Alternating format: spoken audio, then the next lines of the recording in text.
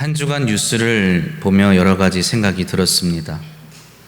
오고 가는 길에 라디오를 통해서 듣기도 하고 또 시간이 날 때 TV를 통해서 뉴스를 접했는데 취임 100일 기자 간담회도 라디오를 통해 듣고 또 수개월 동안 메말라 가던 땅에 단비가 쏟아졌다는 소식도 들었습니다. 불시에 억울하게 구금을 당한 우리 국민이 무사하게 송환한 이야기들, 이런저런 이야기를 들으며 우리가 느끼고 생각하는 것은 무엇입니까? 한마디로 잘 되었으면 좋겠다라는 생각일 겁니다. 다시 잘 되었으면 하는 좋은 바람이 있습니다. 그러나 그것은 우리의 능력 밖의 일일 수가 있습니다. 나라가 잘 되는 것, 한 사람의 능력으로는 할 수 없는 일들이죠. 불시에 구금을 당하여 수십 명이 한 방에 갇혀 있게 되었을 때 그들과 그들의 가족들은 다시 자유를 얻기를 바랬을 것입니다.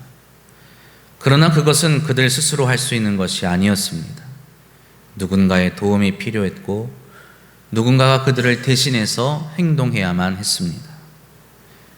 21세기를 살아가는 우리이지만 메말라가는 저수지를 바라보며 할 수 있는 것은 그저 하늘에서 비가 내리기만을 염원하는 일밖에 없었습니다. 나의 삶에 잘 되었으면 좋겠다고 생각되는 것들이 있지요. 저에게도 그런 것이 있습니다. 그러나 역시 그것은 제가 해결할 수 있는 문제는 아닙니다. 그래서 어쩌면 우리 모두는 이 자리에 있는 것인지도 모릅니다. 우리의 약함을, 나의 약함을, 나의 무력함을 알기에 이 자리에 있는 것이지요. 그것을 알기에 감사와 찬양을 할 수 있는 것입니다. 감사와 찬양은 모든 것을 가진 자에게서 나오는 것이 아닙니다. 오히려 약하고 무력한 자에게서 그러한 사람이 할 수 있는 것이 감사와 찬양인 것이죠. 우리 모두는 하나님의 형상으로 지음받은 존재들입니다. 하나님의 형상이란 하나님의 성품을 담고 하나님의 뜻을 함께 공유하고 하나님과 교제할 수 있는 존재라는 의미입니다. 이 엄청난 은총을 통하여 우리는 모든 피조물 가운데 가장 존귀한 존재로 살아갈 수 있습니다.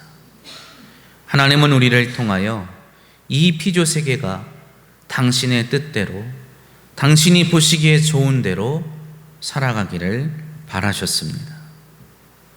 그러나 죄가 들어왔고 우리는 에덴에서 쫓겨나게 되었습니다. 모든 것이 뒤틀렸지요. 우리는 점차 하나님의 형상을 잃어버리게 되었습니다.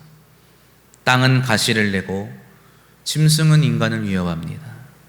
사람들은 이기적인 삶을 통하여 타인을 짓밟고 착취하고 군림하며 살아갑니다. 이러한 가운데 고통받고 억압받는 사람들은 한결같이 신음하며 생각합니다. 바라지요. 잘 되었으면 좋겠다. 성경의 주제는 어쩌면 잘 되었으면 좋겠다는 우리의 생각과 우리의 바람에 대한 답일 수가 있습니다. 성경의 주제는 창조와 회복이기 때문입니다. 창조는 완벽했습니다. 모든 것이 흠잡을 것이 없었고 창조주이신 하나님께서 보시기에 좋았다 하셨습니다. 그리고 그 완벽했던 처음의 창조로 우리는 다시금 회복해야 한다고 성경은 말하고 있습니다. 하나님께서는 에스겔 선지자를 통하여 당신께서 친히 회복하고자 하는 것들에 대해 이렇게 말씀하십니다. 에스겔 34장 15절 이하의 말씀입니다. 내가 친히 내 양의 목자가 되어 그것들을 누워있게 할지라. 주 여호와의 말씀이니라. 그 잃어버린 자를 내가 찾으며 쫓기는 자를 내가 돌아오게 하며 상한 자를 내가 싸매주며 병든 자를 내가 강하게 하려니와 살찐 자와 강한 자는 내가 없애고 정의대로 그것들을 먹이리라. 아멘. 한편 시편 146편에서는 다시금 여호와께서 다스리시는 나라 시온이라 불리는 나라에서 어떤 일이 일어나는지에 대해 이렇게 말합니다. 여호와는 천지와 바다와 그 중에 만물을 지으시며 영원히 진실함을 지키시며 억눌린 사람들을 위해 정의로 심판하시며 줄인 자들에게 먹을 것을 주시는 이시로다. 여호와께서는 갇힌 자들에게 자유를 주시는도다. 여호와께서 맹인들의 눈을 여시며 여호와께서 비굴한 자들을 일으키시며 여호와께서 의인들을 사랑하시며 여호와께서 나그네를 보호하시며 고아와 과부를 붙드시고 악인들의 길은 굽게 하시는도다. 시온아, 여호와는 영원히 다스리시고 네 하나님은 대대로 통치하시리로다. 할렐루야, 아멘. 여호와 하나님은 천지와 바다와 그 중에 만물을 지으신 창조주이십니다. 그분께서 그 피조물들에게 영원히 진실이 대하시는 방법은 다름 아닌 정의와 자유 그리고 사랑으로 그것들을 다스리시는 것이지요. 정의란 무엇입니까? 억눌리고 착취당한 사람이 없게 하는 것입니다. 자유란 무엇인가요? 불의하게 갇힌 자를 신원하여 주시는 것입니다. 사랑이란 무엇입니까? 약한 자, 비굴한 자, 가난한 자, 의지할 데 없는 자들을 기꺼이 돕는 것입니다. 하나님은 당신의 피조세계를 회복시키기 위하여 정의와 자유 그리고 사랑을 베풀어 주시마 말씀하십니다. 오늘 본문 말씀은 큰 틀에서 보면 예수님께서 예루살렘으로 향하시던 중에 일어난 일을 기록한 말씀입니다. 예수님은 왜 예루살렘으로 가시려는 걸까요? 제자들은 또 그 곁에 있는 수많은 추종자들은 심지어 예수님을 반대하던 사람들은 한결같이 예수님께서 예루살렘으로 가는 이유를 그분께서 권력을 얻기 위해서라고 생각했습니다. 예루살렘은 당시 유대인들이 살고 있던 그 팔레스타인 지역에서 정치, 경제, 종교의 중심지이자 정점이었던 곳이었습니다. 그곳에서 예수님은 정치적으로 또 종교적으로 가장 높은 곳에 서려고 하시는 것이 아니냐, 사람들은 그렇게 생각했지요. 그래서 어떤 이들은 나도 그 옆에 서 있게 해달라고 예수님께 간구하였고, 어떤 이들은 그 자리를 빼앗기지 아니하려고 예수님을 해하려 하였습니다. 그러나 누가는 예수님의 목적은 그것이 아니라고 우리에게 말합니다. 누가는 예수님의 목적을 설명하기 위하여 우리에게 아주 중요한 키워드를 던집니다. 오늘 본문에도 등장하는 것인데 바로 안식일이라는 것입니다. 누가는 4장에서 예수께서 공생애를 시작하실 때 안식일에 회당에 들어가 성경을 읽으셨다고 기록합니다. 그 말씀을 이루시기 위하여 자신이 이 땅에 왔다고 예수님께서 가르치셨노라 기록하지요. 주님께서 회당에서 읽으신 말씀은 이사야 61장에 있는 말씀이었는데 누가는 그것을 간략하게 요약하며 이렇게 기록합니다. 누가복음 4장 18절 19절 말씀입니다. 주의 성령이 내게 임하셨으니 이는 가난한 자에게 복음을 전하게 하시려고 내게 기름을 부으시고 나를 보내사 함께 읽습니다. 포로된 자에게 자유를, 눈먼 자에게 다시 보게 함을 전파하며 눌린 자를 자유롭게 하고 주의 은혜의 해를 전파하게 하려 하심이라 하였더라. 아멘. 여기서 마지막에 은혜의 해라는 표현이 나옵니다. 이 은혜의 해라는 표현은 구약에서 희년을 의미하곤 합니다. 자유를 잃은 노예가 다시 자유인이 되고 잃어버렸던 것을 되찾게 되고 빚진 자, 죄진 자들이 용서받고 탕감받게 되는 해를 의미하지요. 그들의 능력과는 상관없이, 그들의 과거와는 상관없이 모든 것을 회복시켜 주시는 해, 그것이 바로 은혜의 해입니다. 그리고 이 희년은 7년마다 이루어지는 안식년이 7번째 되던 해, 그 이듬해에 이루어지는 어찌 보면 큰 안식년이라 할 수 있습니다. 안식년은 안식일에 적용되는 규례들을 한 해에 적용하는 것이지요. 하나님에 대한 신앙이 없이는 결코 행할 수 없는 것이었습니다. 안식일에는 무엇을 해야 했을까요?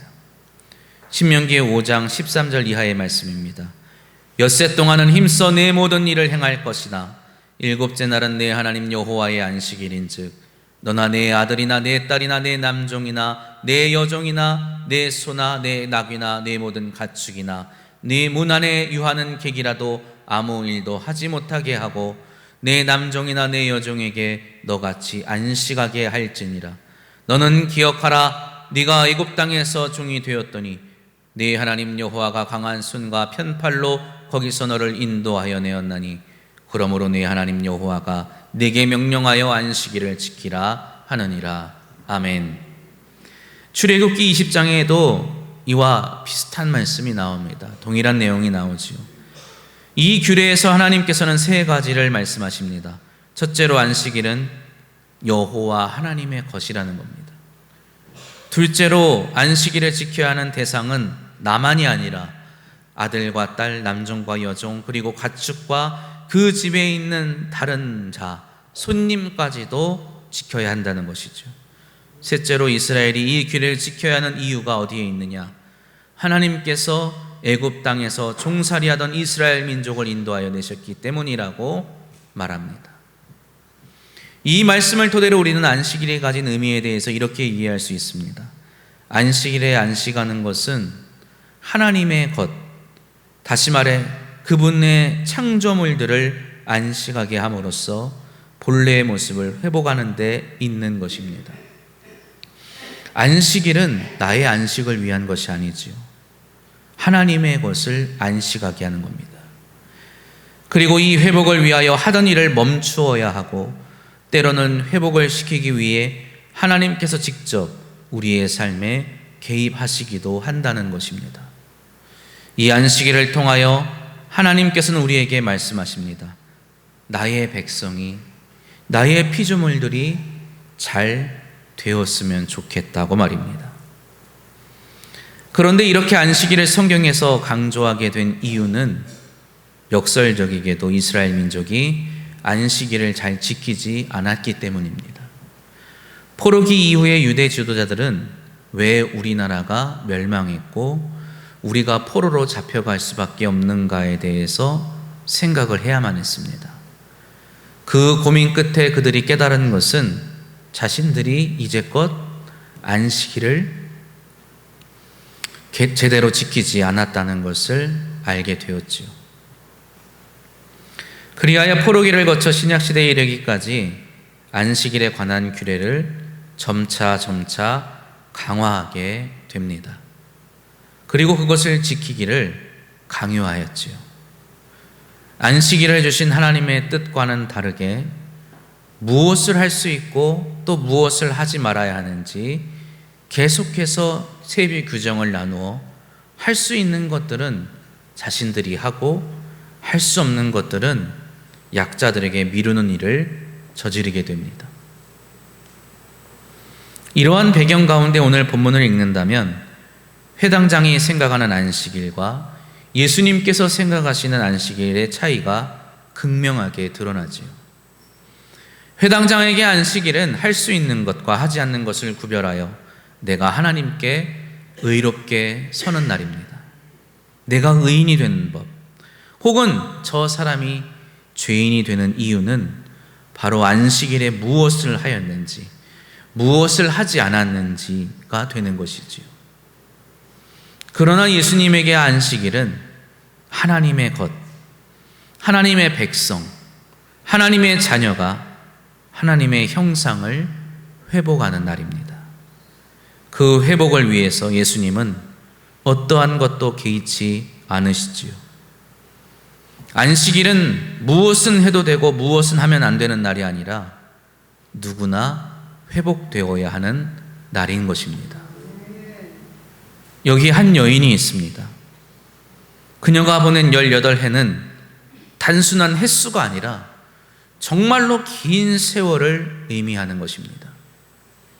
그녀가 꼬부라진 이유가 귀신이 들렸다는 누가의 표현은 의사인 누가의 눈으로 볼 때 당시의 의학과 기술로는 결코 해결할 수 없는 질병이라는 것을 의미합니다. 그 누구도 고칠 수 없는 병에 걸려서 수많은 세월을 고통당한 한 여인, 이 여인이 안식일, 회당에 나와 안식할 수 있었겠습니까? 이 여인이 진정 안식일을 맞이하여 안식할 수 있게 하는 방법은 무엇일까요? 오늘 본문 12절 13절 말씀입니다. 함께 봉독합니다. 예수께서 보시고 불러 이르시되 여자여 내가 네 병에서 놓였다 하시고 안수하시니 여자가 곧 펴고 하나님께 영광을 돌리는지라. 아멘. 그녀는 구하지도 않았습니다. 그럴 생각조차 못하지요. 긴 세월의 고통 앞에서 그녀는 주님께서 말씀하신 대로 억눌리고 매인바 되어 자유를 구할 생각조차, 치유를 받을 생각조차 하지 못합니다. 그녀가 예수님을 모를까요? 그녀가 예수께서 나와 함께 한 공간에 있다는 것을 모를까요? 그녀의 고통은 이제 당연한 것이 되었습니다. 어쩌면 그녀는 안식일의 규례 때문에 예수님께 나와 나를 고쳐달라고 구하지 못했을 수도 있을 겁니다. 그러나 주님께서 그녀를 바라보시죠. 그리고 그녀의 이름을 부르십니다. 그리고 안수해 주십니다. 영혼과 같은 세월 가운데 그녀를 괴롭히던 그 정체불명의 질병이 그렇게 한순간에 고쳐지게 되는 것입니다. 성경에 곧 펴고란 단어, 한 단어가 나오죠. 펴고. 이 단어를 한번 생각해 보세요. 이 단순한 일, 그냥 허리가 펴지는 일, 9번 허리가 펴고라는 단어로 아주 간단하게 표현되어 있는데, 이 단순한, 이 간단한 일이 일어나기 위해서 그녀가 18해 동안 해보았을 노력들을 한번 생각해 보시기 바랍니다. 그러나 그것을 가능케 하신 분은 오직 예수 그리스도, 그분을 통하여 그녀를 회복시키고자 하신 하나님 아버지이심을 깨달으시기 바랍니다. 그러나 이야기는 이렇게 감동적으로 끝나지 않습니다. 회당장이 예수님께서 안식일에 병 고치는 행위를 하였다며 규례를 어겼다고 지적하지요. 규례를 범하였다고 예수님을 정죄하는 것입니다. 성경에는 분명하게 드러나지 않았지만 예수님은 아마 분노하신 것 같습니다. 그리고 그의 외식을 도리어 지적하시지요. 회당장이 자기의 소나 나귀에게 물을 먹이기 위해서 안식일에 짐승을 묶는 줄을 풀어서 물가에 내어놓는 그러한 행위를 하면서도 질병에 매여있는 여인을 풀어주는 행위를 금하는 것이 과연 옳지 않은 것이냐고 지적하시는 거죠. 15절 말씀에 주께서 대답하여 이르시되 외식하는 자들아, 너희가 각각 안식일에 자기의 소나 나귀를 외양간에 풀어내어 이끌고 가서 물을 먹이지 아니하느냐. 시간이 많지 않아서 제가 길게 설명할 수 없겠지만, 하나님께서 안식일, 안식년, 그리고 희년을 선포하시면서 뭐라 말씀하시냐면, 너희가 두려워서 쉬지 못하면 안 된다라고 말씀하십니다. 하루 쉬면, 하루 아무것도 안 먹이면 가축이 죽지 않을까? 1년 동안 내가 농사를 지으면 우리 집이 망하지 않을까? 희년 동안 우리가 모든 것을 나누어주고 돌려주고 탕감해주면 내가 망하지 않을까? 그런 두려움을 갖지 말라고 기꺼이 안식하고 쉬라고 말씀하시죠. 주님은 회당장만이 아니라 회당장과 같은 생각을 하는 사람들에게 경고하십니다. 회당장은 나의 안식을 추구하는 사람이지요.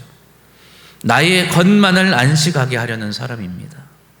나의 회복, 나의 안식은 중요하지만 타인의 회복과 타인의 안식을 나몰라라 하는 사람이 회당장이고 그와 함께 위식하는 사람들이라 불리우는 사람들입니다.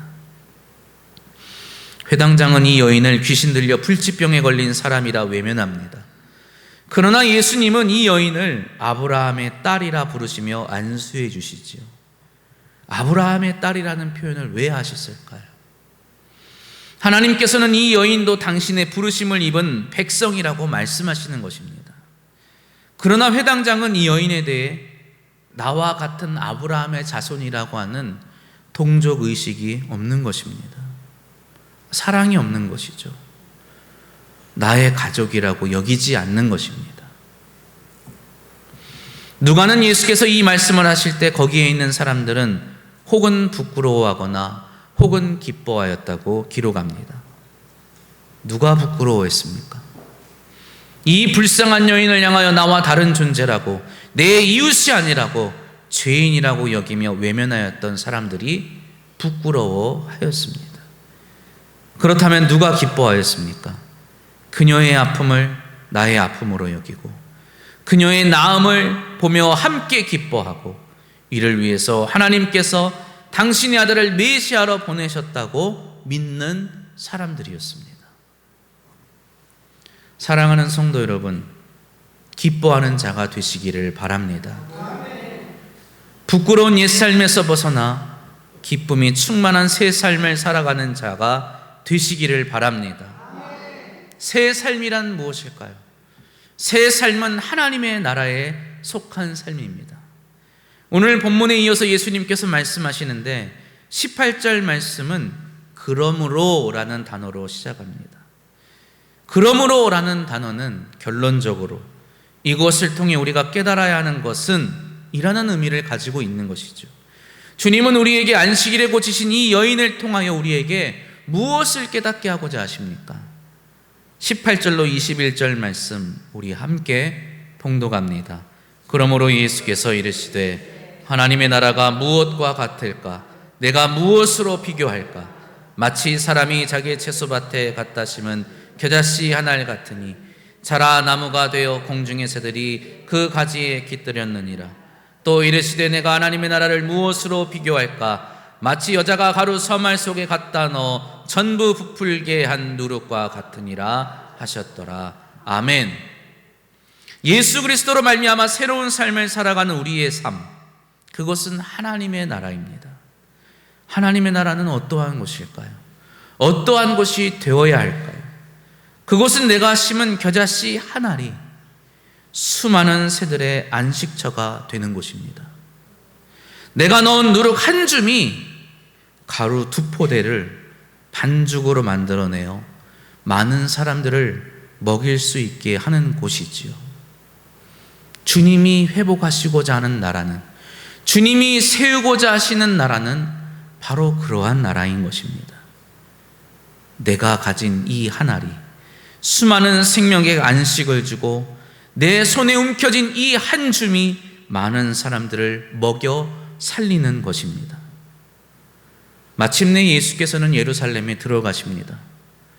그리고 많은 사람들의 생각과는 다르게 안식일을 앞두고 자신의 생명을 내어주시지요.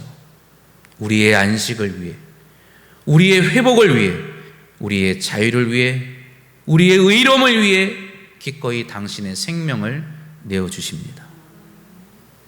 우리가 함께 예배드리는 오늘, 이 날은 안식 후 첫날 예배드리는 날입니다. 그리스도의 생명으로 회복되어 참된 안식을 얻게 된 우리가 주와 함께 살아나게 된 날, 그리하여 하나님께 영광을 돌리는 날임을 깨달으시기 바랍니다. 예수 그리스도를 통하여 죄와 사망의 매임에서 풀려난 우리 그리스도인이라면 주께서 부활하신 주의를 통해 무엇을 해야 할까요? 무엇을 깨달아야 할까요? 무엇을 바라보아야 할까요? 하나님의 형상을 회복하기 위해 멈추면 죽는다, 멈추면 망한다는 생각을 기꺼이 버릴 수 있어야 합니다. 믿음으로 멈출 수 있어야 하는 것입니다. 힘써 행하던 나의 길을 멈출 수 있어야 합니다. 예배를 통하여 하나님을 향한 신뢰를 회복할 수 있어야 합니다. 하나님이 나의 하나님, 나의 아버지가 되심을 확인하는 것과 동시에 내 이웃의 하나님, 내 이웃의 아버지이심을 깨닫고 저들을 위해서는 멈추는 것이 아니라 행동할 수 있어야 하는 것입니다. 우리가 함께 모여있는 이곳이 우리의 의로움을 자랑하는 곳이 아닌 나를 포함한 모든 약한 자를 온전케 회복하시는 하나님의 사랑이 넘치는 곳이 되기를 소망합니다. 나의 아픔을 치유하고 고난당하는 사람들을 품고 섬김으로써 내가 아닌, 나만이 아닌 우리 모두가 함께 안식을 누리고 회복해 되는 광남이라는 커다란 나무, 광남이라는 섬 아래 떡반죽이 되기를 주님의 이름으로 축복합니다. 기도드립니다.